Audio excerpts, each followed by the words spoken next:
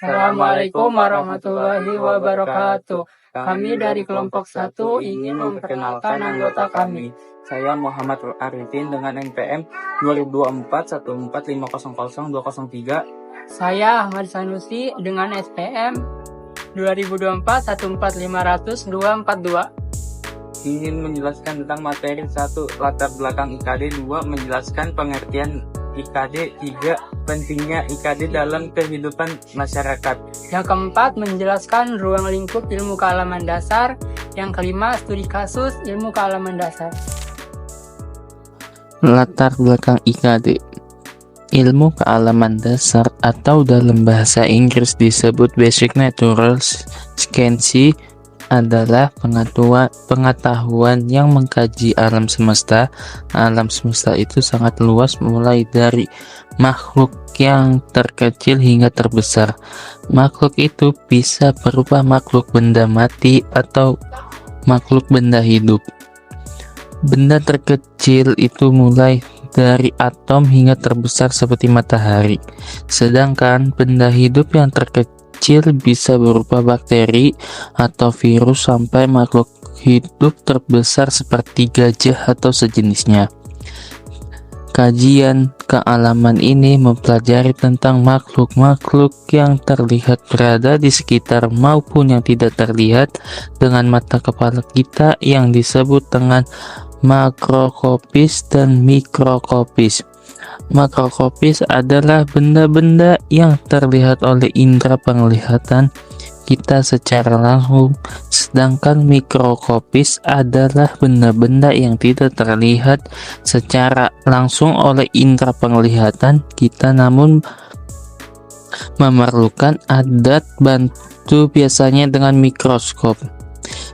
Mikroskop adalah teknologi yang membantu manusia untuk melihat benda-benda yang kasat mata agar mudah teramati. Pengertian IKD. Apa itu pengertian IKD? Ilmu alamiah dasar adalah pengetahuan dasar manusia dalam mempelajari alam semesta secara universal. Ilmu alamiah dasar dapat juga dikatakan sebagai konsep awal terbentuknya ilmu pengetahuan alam dan semua turunannya, seperti biologi, fisika, dan kimia. Pada hakikatnya, ilmu alamiah dasar adalah bukan suatu ilmu yang berdiri sendiri, melainkan merupakan kumpulan pengetahuan tentang konsep-konsep dasar dalam bidang iptek, ilmu pengetahuan dan teknologi. Jadi, ilmu alamiah dasar tidak dapat berdiri sendiri tanpa adanya ilmu-ilmu lainnya. Ilmu alamiah atau sering disebut ilmu pengetahuan alam, natural science, merupakan pengetahuan yang mengkaji tentang gejala-gejala dalam alam semesta termasuk di muka bumi ini, sehingga terbentuk konsep dari prinsip ilmu alamiah dasar atau yang disebut IAD. Hanya mengkaji konsep-konsep dan prinsip-prinsip dasar yang esensial saja. Sebenarnya kita sudah tidak asing lagi dengan disiplin ilmu ini, karena secara tidak sadar sudah kita temukan di mana saja dan kapan saja, serta dalam bentuk apa saja. Menjelaskan pentingnya IKD dalam berkehidupan. Tentunya semua disiplin ilmu itu memiliki peran dalam kehidupan manusia. Yang memperankannya ini dapat bersifat baik dan dapat bersifat buruk. Sedangkan peran ilmu alamiah dasar dalam kehidupan manusia sampai saat ini antara lain: 1. Suatu ilmu yang digunakan untuk memenuhi kebutuhan hidup manusia. Dengan adanya perkembangan ilmu alamiah dasar dan teknologi dapat mendatangkan kemakmuran. Dengan ilmu IPA dapat timbul cabang-cabang ilmu lain yang dapat bermanfaat bagi kehidupan manusia. 2.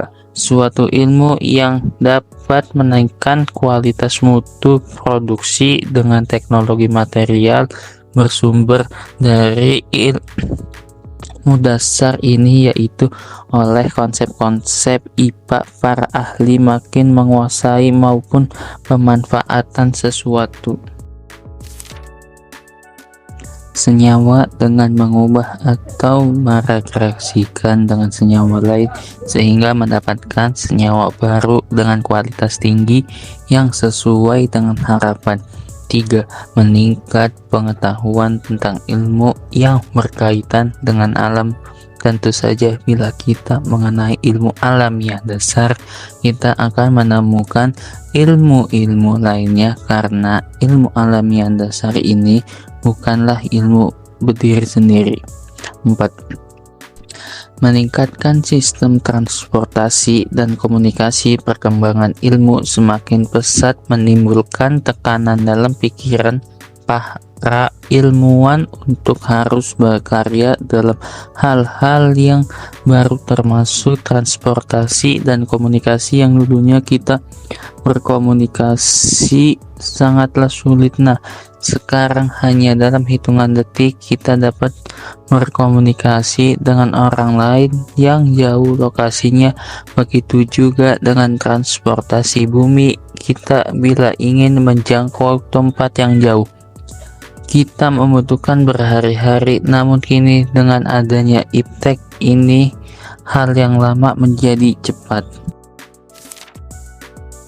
5. Memberikan kontribusi tentang ilmu kesehatan. Sebagaimana kita ketahui, ilmu kedokteran itu sarana dan prasananya adalah ilmu dasar fisika, kimia, biologi, serta alat-alat elektronik dan non-elektronik. 6. Dapat meningkatkan kualitas SDM. Dengan adanya IAD, kita dapat meningkatkan SDM. 7. Dapat membuka lapangan pekerjaan baru. Dengan adanya IAD, maka semakin hanya perusahaan maupun sekolah, maka peluang dalam lapangan pekerjaan itu menjadi lebih besar. 8. Dapat meningkatkan pemborosan dan menimbulkan pencemaran lingkungan. Kesimpulan menjelaskan pentingnya IKD dalam kehidupan. IKD, ilmu kealaman dasar, sangat penting dalam kehidupan bermasyarakat karena berperan dalam menciptakan lingkungan yang harmonis, berkelanjutan, dan sejahtera. Dengan memahami dan menerapkan IKD dalam kehidupan sehari-hari, masyarakat dapat menciptakan lingkungan yang lebih baik dan berkelanjutan bagi semua orang. Ruang lingkup ilmu kealaman dasar. Ilmu kealaman dasar meliputi beberapa aspek yang dipelajari, seperti aspek fisik, aspek kimiawi, aspek biologi, aspek ekonomi, dan lain-lain. Alam semesta sebagai objek penelitian mempunyai objek yang sangat luas, mulai dari hal yang terkecil sampai hal yang terbesar. Mulai dari atom sampai matahari, mulai dari bakteri sampai gajah. Atom adalah benda yang bisa dikatakan bagian terkecil dari suatu benda yang tidak bisa dibagi kembali. Sedangkan matahari adalah benda yang paling besar di tata surya ini, sebagai simbol kebesaran semesta yang tidak ada yang menyerupai besarnya dari sisi fisik. Sedangkan bakteri adalah simbol dari makhluk hidup yang terkecil skala mikroskopis yang hanya bisa dilihat dengan mikroskop. Sedangkan gajah adalah simbol makhluk hidup yang paling besar saat ini yang dapat diamati langsung oleh mata manusia dari sisi biologis. Sehingga dalam mempelajari kealaman akan dihadapkan pada materi fisik, biologi, maupun kimiawi. Dari sisi perubahan zat yang terjadi pada antara bentuk biologis dan fasis. Studi kasus penurunan populasi lebah dan dampaknya pada ekosistem. Lebah sangat penting bagi alam karena Mereka membantu proses penyerbukan atau pemindahan serbuk sari dari satu bunga ke bunga lainnya. Ini membantu bunga untuk menghasilkan buah dan biji. Tanpa lebah, banyak tanaman termasuk tanaman yang kita makan tidak akan bisa tumbuh dengan baik. Namun, saat ini jumlah lebah di seluruh dunia semakin berkurang. Ada beberapa alasan mengapa populasi lebah menurun. Yang pertama, karena penyakit dan parasit. Penyakit dan parasit seperti Varroa destructor menyerang lebah, membuat banyak koloni lebah mati. Yang kedua, karena pestisida. Pestisida yang digunakan untuk membasmi hama tanaman ternyata juga berbahaya bagi lebah, mengganggu kemampuan mereka untuk mencari makanan. Yang ketiga, karena perubahan iklim. Perubahan cuaca yang tidak menentu membuat bunga-bunga yang menjadi makanan lebah menjadi kurang. Yang keempat, karena kehilangan habitat. Banyak tempat yang dulu menjadi rumah bagi lebah, seperti hutan dan padang rumput, telah diubah menjadi perkebunan atau kota. Untuk mengatasi masalah ini, kita bisa melakukan beberapa hal, seperti yang pertama, mengurangi penggunaan pestisida.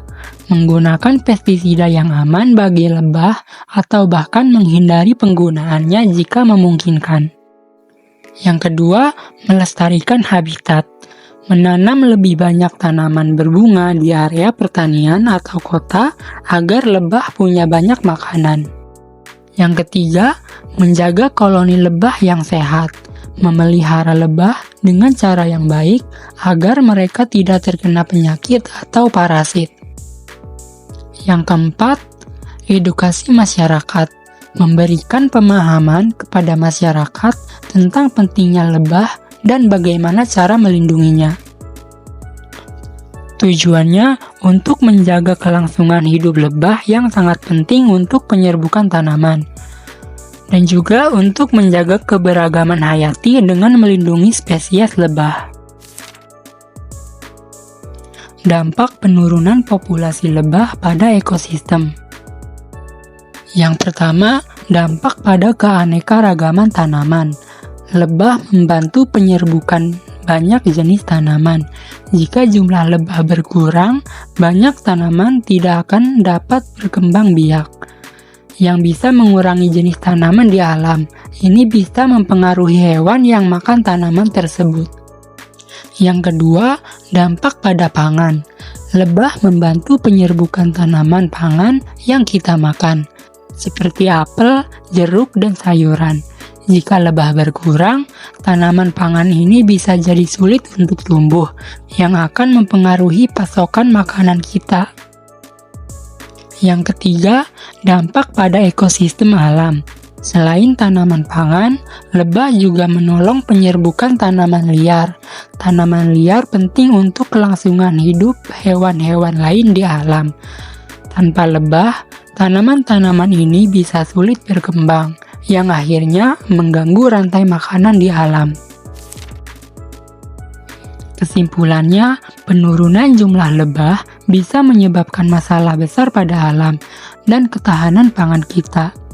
Oleh karena itu, kita perlu menjaga lebah dengan cara mengurangi penggunaan pestisida, melestarikan habitat mereka, dan menjaga kesehatan koloni lebah.